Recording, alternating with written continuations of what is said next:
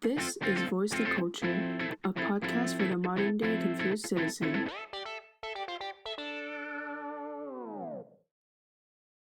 Hello, and welcome back to another episode. I'm your podcast host, Helen. I'm Kelly. I'm Michelle. I'm Amy. And I'm Carolyn. In this episode, we'll be discussing the aftermath of the 2020 United States election. Disclaimer, some of the contents covered are based on opinionated ideas and beliefs. Please fact check everything before forming conclusions. So, what were you guys' emotions and thoughts when Biden became the president-elect?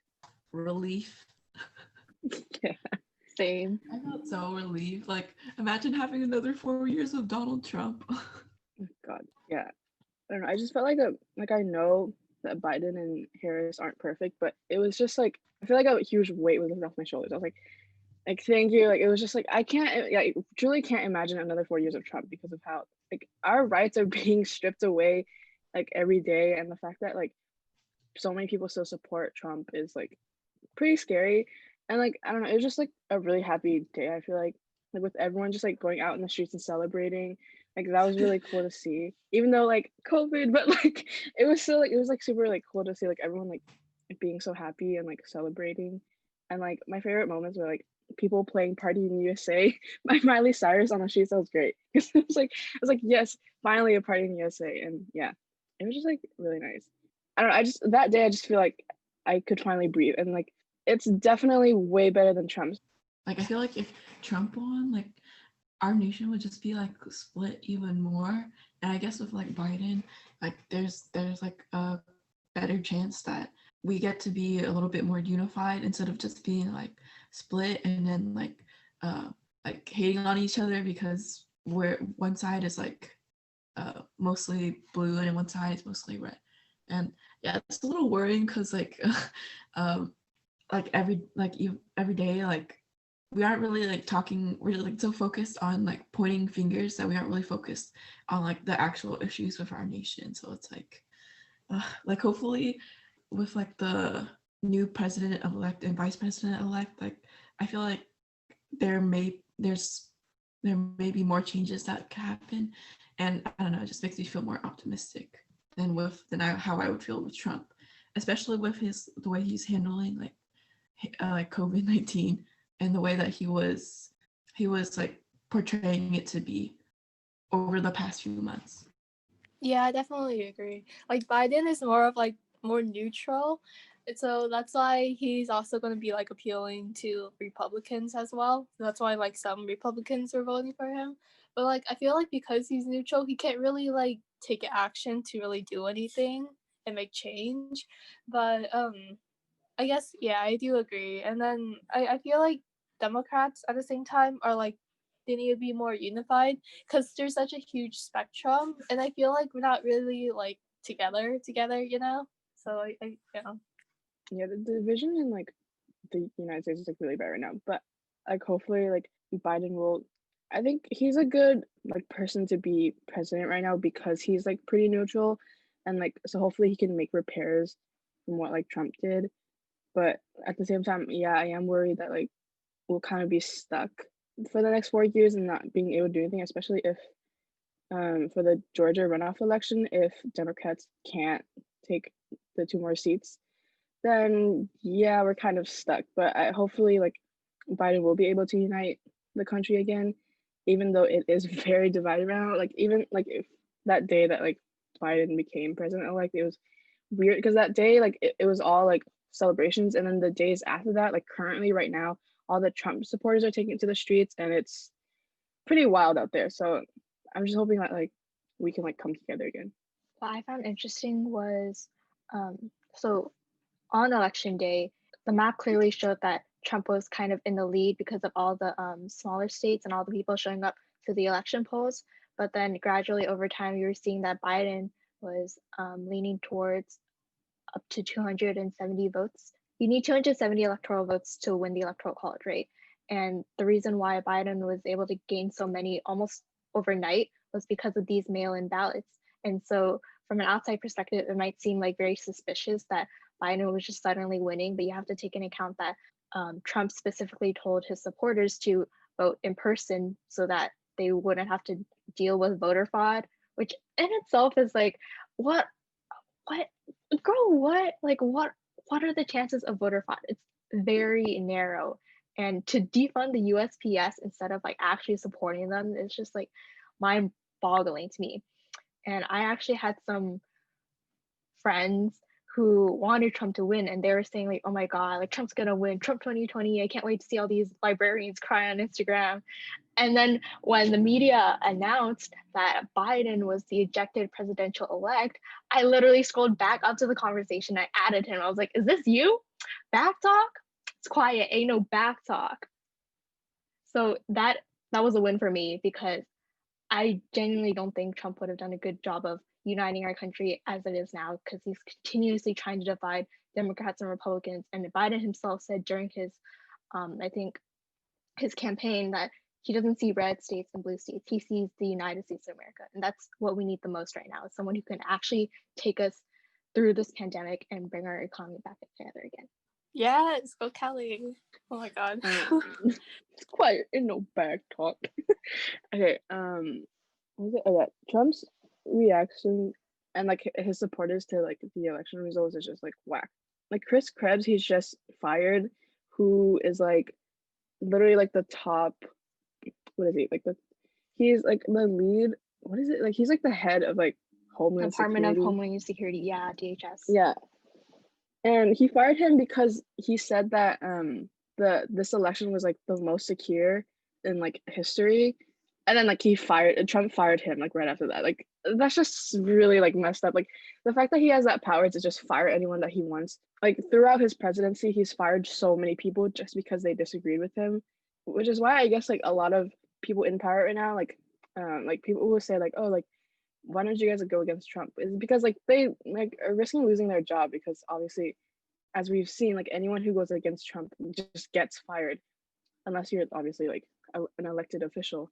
And like if you lose your job, that's like so much that you lose, and especially with all the benefits that you get as a government official. And so it's like a battle between like your morals versus like your job. So and like upsetting your party, I guess. And it's like pretty messed up, I think. Like, I don't know. And like this election is like obviously people are getting it's fraud because of how like because of COVID and like the mail-in ballots, but also it's been proven like so many times. I think since the election to today, Trump has lost like so many times. Like literally every day, like he's Biden has won by now literally like 100 times. Like I don't know how many more recounts you need, man. Like I'm pretty sure like it's so clear that Biden has won, and I think now he's already like originally he was leading by 4 million votes, but now I think he's like almost like leading by 6 million votes. So I don't know. The fact that he's refusing to concede and refusing to hand the power over to Biden is just like this is the United States. We're not in some like authoritarian like I don't know. So many Republicans have already agreed that Trump has lost and that he needs to concede, but he still refuses to because I guess because he believes that like Senate will like be in his favor in the Supreme Court, which is why he pushed like Amy Coney Barrett out so that he's hoping that like in court he'll fight it out, but I don't know, man. You lost, get out. Oh my God. And like the Trump supporters too. They're like, oh yeah, we're gonna win 4 more years and then like we're gonna negotiate for like even more. And I was like, that's not how like that's not how it goes, you know? It's really stupid. I really don't like how he's like dragging this whole thing out because he's delegitimizing like the election, and it's like not only like does that messes with the American citizens about the election and like discourages them from like voting again in future elections, it also like the whole world is watching this election. If you keep promoting the fact that like, oh, there's voter fraud or like this election is rigged, the whole world's gonna see that and like look down on America. Just the fact that he's just doing this just for him, it's just like not only embarrassing, it's also like selfish of him to do. And the fact that like so many world leaders have already congratulated Biden, like Trump, give it up, man.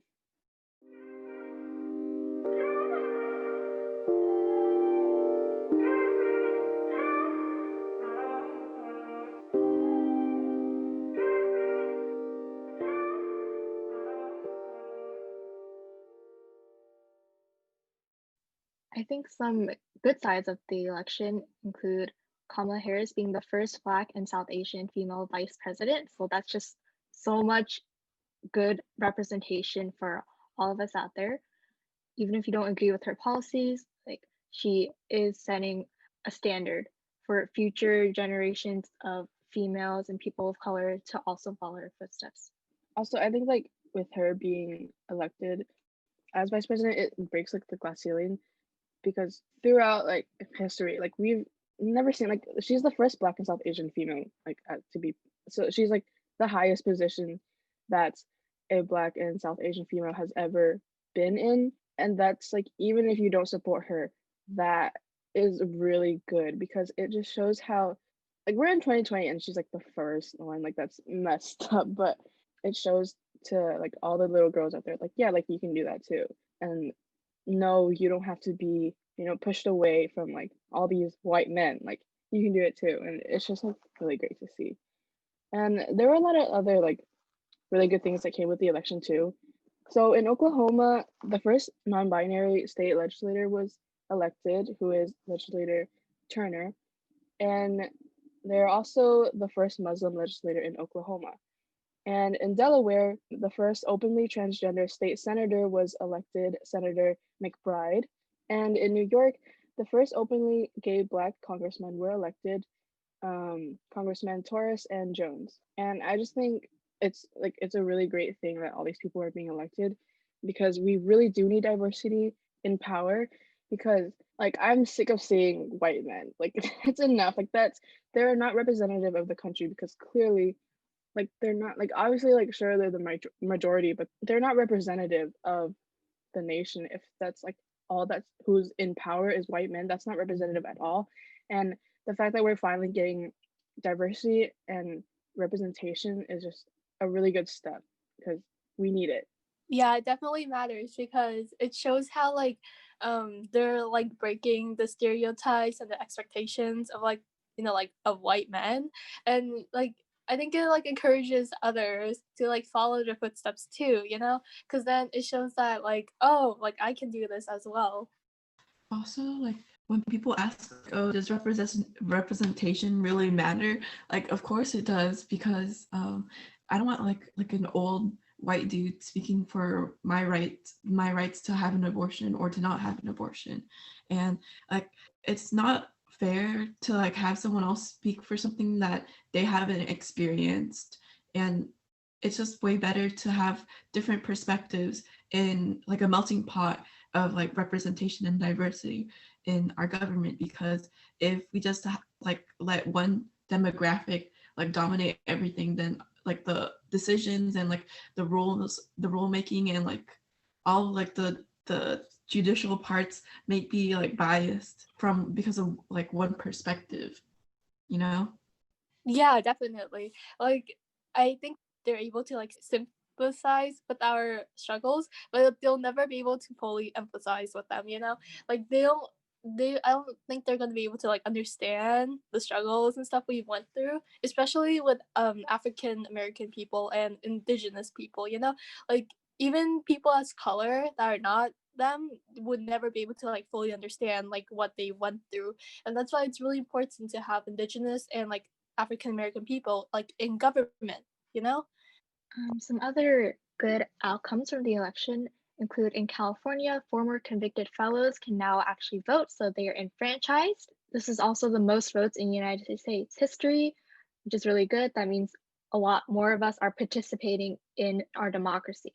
Also, Biden was the first Democrat to win Georgia since 1992, and this is largely thanks to Stacey Abrams, who helped organize a lot of the voters to come out and actually vote for Biden. Biden also managed to flip Pennsylvania, Michigan, Arizona, and Wisconsin. People on patrol can finally vote, which I think is a really good thing because it doesn't make sense for them to be, because like they pay taxes and stuff, so like they are citizens, but they can't vote, and voting is a very important right that everyone should have. So yeah, yay to that. And the most votes in US history, I think that's really great because we really do all need to get out there and vote. Which is like one other thing that like I was kind of sad about in California was it Prop 17, the one where like gave 17-year-olds the right to vote? I forgot which prop. Yeah, it was Okay, Prop whatever the 17. number was, 17. Okay. Prop 17 in California wasn't passed, which would allow 17-year-olds to vote in like primaries and like local elections before, if they turn 18 by the general election. I think that would have been really important because it would have encouraged a lot of just like young voters to get out there and just to be interested, because it's not, because they're going to be 18 by the general election anyway. And so it, primaries like that will pique voter interest like among younger people, because younger people are, I feel like, are the most important vote, because like it's our future, dude. Like old people shouldn't be voting, sorry, but like it's like our future, and we need to get out there and vote. And just like I feel like primaries, being able to vote in primaries would have been really important, but unfortunately it wasn't passed because I don't know what y'all think. We're not I find it funny how like matured. a proposition made for 17-year-olds are being voted on by people older than 17. Exactly. We get no say at Okay. all. That's like, so that's literally like what our government is like. We, people who like they're voting on like do not get an actual say. Like it's like for like women's rights, for abortion, like it's mostly men who are voting on that, and it's just like messed up. Like in one state, like what is it, like women like can't have abortions anymore, and it's, they can be tried for if they have a miscarriage. The fact that like a miscarriage is not up to them, like abortion in general, like let women do what they want to do. Like if it doesn't harm you, then just shut up. Like it doesn't have to do with you.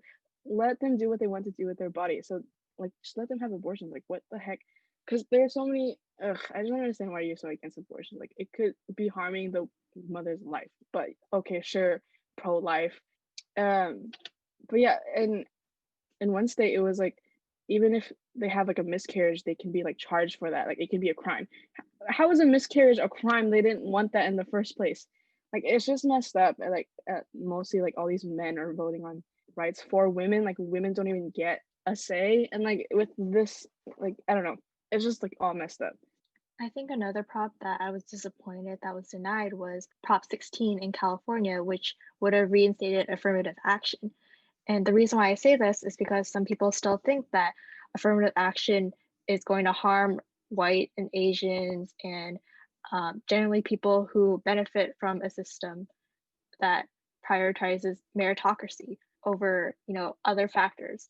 This is one of those things again where people who don't understand how affirmative action works are speaking the loudest, and they are just being hypocritical because now that it's not passed, that means Black, Indigenous people of color again have to adhere to this system of oppression and not helping them. And to go along with that, Prop 15, which would have closed a loophole on business taxes to help fund public schools, that was also denied.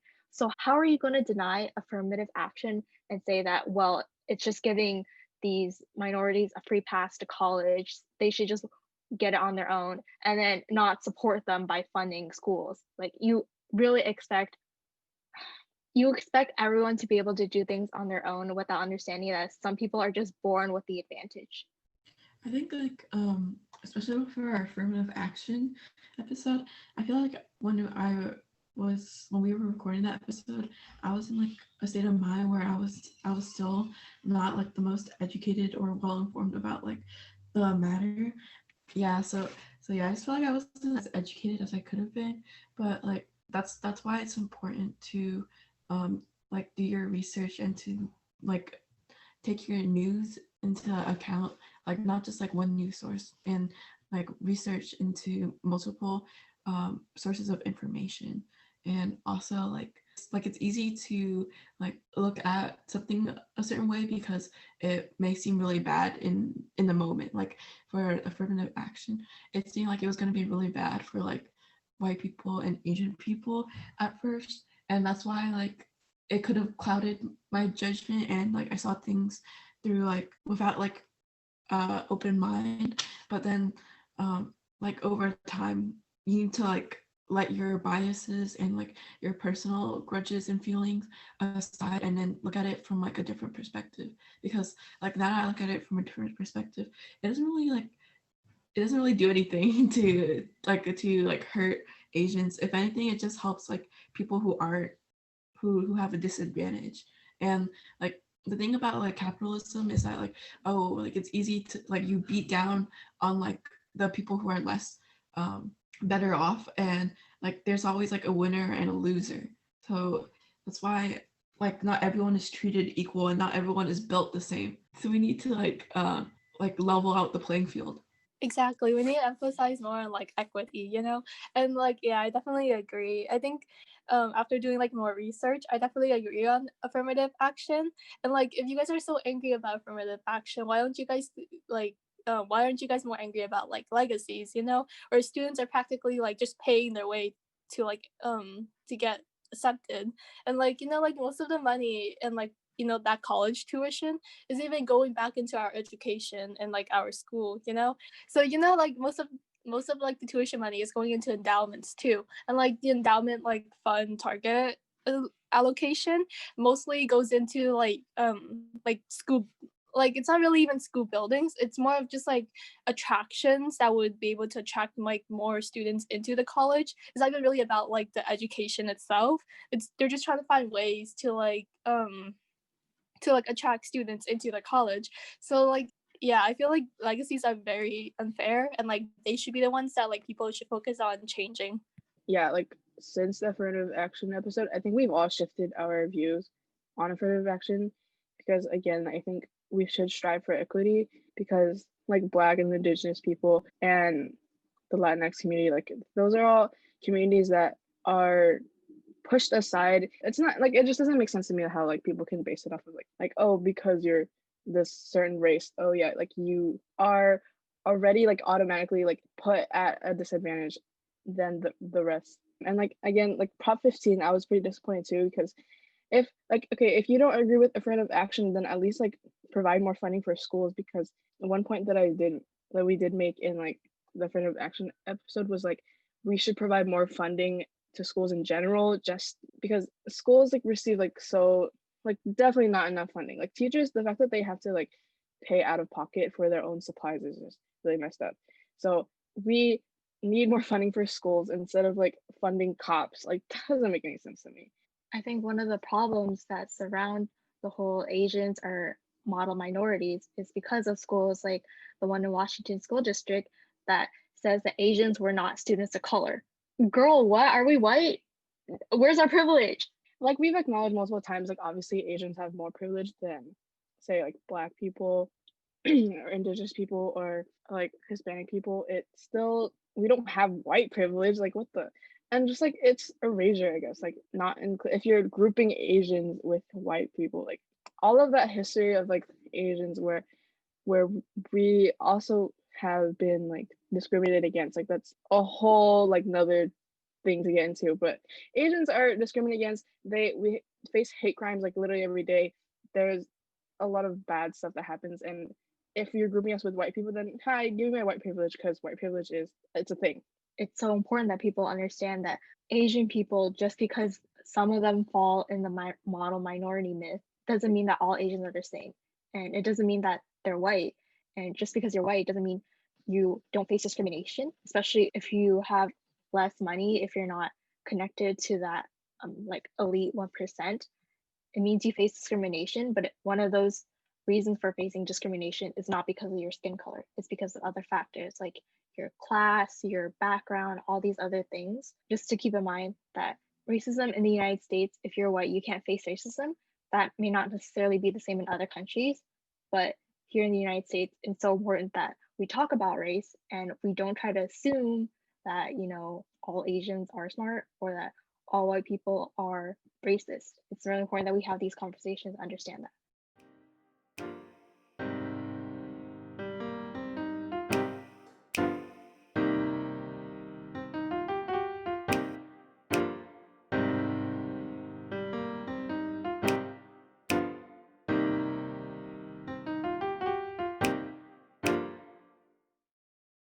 So the voter fraud and accusations in court, like Trump's lawyers are I don't know, man. I don't like his lawyers. They're also like messing up a lot. Like Rudy Giuliani, he recently like in court, like he didn't know the definition of opacity. Like he was saying some sentence. It was probably like in his notes or something, and he like said opacity, and then he was like, "Oh, I don't know what that word means. Oh, and he was like, oh, it must mean that you can see. And then the judge corrected him and was like, no, it means you can't see. And then he was like, oh, it's a big word, Your Honor. I was like, huh?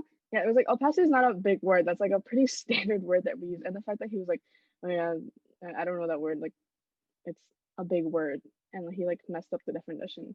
And like he said it like in a sentence. So I'm like, how are you gonna use that word and not even know what it means? Like speaking of Giuliani, like the 4 seasons total landscaping was so funny to me. I can't get over how like they thought like they held a press conference at a landscaping place. Like they thought they were booking like the 4 seasons hotel and they somehow booked like I don't even know how that happened. Like how did that go through? Like these are the people running a government. Like oh my god, like how did you think that you were booking the 4 seasons hotel and then all of a sudden you're at a landscaping place next to a sex shop and like near what like a how do you pronounce it, crematorium, a place where they cremate people, and near like a jail, I think. And it was just like a really janky place like where they held a whole press conference, like the Trump administration, and like Rudy Giuliani was up there like talking and stuff. And I was like, okay, you're next to the sex shop. Anyways, it was just a really funny, like, I don't know, like how can they just mess that up? The fact that like these people are in power and in government is just like kind of scary. These are people who are in government, in power, and it's just like they're messing up all over the place. And like all these voter fraud accusations, or like all their cases are keep getting dismissed. I don't know. You've lost countless times over and over again. So There's again, just so give it many up. people in his like administration that are just like spreading misinformation, and then like people would call them out for it and they'll be like, oh sorry, that was my bad, I didn't do research. I'm like, you're working for the government. Ugh, you have this title and you're not gonna take the time out to check your information, and once it's out, it's out. Like it's not like you can take it back. There's like impressionable people that are like looking at that tweet and like believing it, and like they're gonna go around spreading that misinformation too. So like I don't know. It's frustrating. Yeah, that's why it's so important that even though the election is quote unquote over, it's important that we continue holding politicians accountable for their words and not idolizing any politician just because you think you really like their policies or not. Remember that it's important to separate the politician from the person. Oh, but yeah. We definitely shouldn't idolize politicians, though, because they're human just like us, and so we should really hold them into like that high of a power because like they make mistakes as well, and they also deserve to be criticized. Like they're not like perfect as like some people may think of them as. Yeah, Gavin Newsom. I thought he was fine, but then like his whole like thing, his scandal recently, I guess you could call it that. But like I don't know, he's being like a hypocrite. Like I know he apologized for it, but him like going out to like that dinner with like hella people, it's just the thing. Like my problem with like him going out to dinner was that like when people first reported that he was out at dinner with like a bunch of people, he said that it was an outdoor dinner, and then when pictures came out, it was indoor and the door was closed because they were like too loud or whatever. That was my problem, is that like he lied about it and he said that like, oh, it was an outdoor dinner when it was actually an indoor dinner and there's like pictures proving it. So I don't know. See, like politicians, like listen, they're human. They can be hypocrites. They can lie. They can, yeah.